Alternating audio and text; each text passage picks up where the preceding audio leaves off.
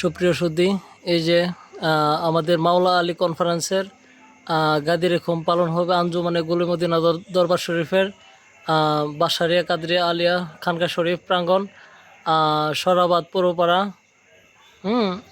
এটা মুর্শিদ কেবলাজানের রেখে যাওয়া খানকা শরীফ। তো আগামীকাল সাজসজ্জিত করা হয়েছে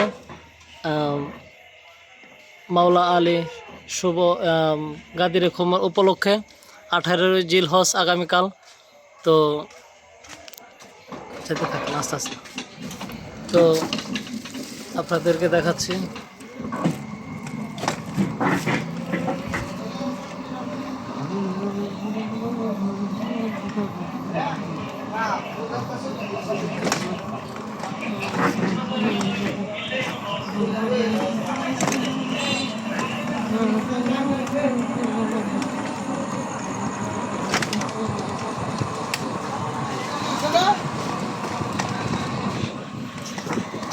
একটু রাখেন আর কি।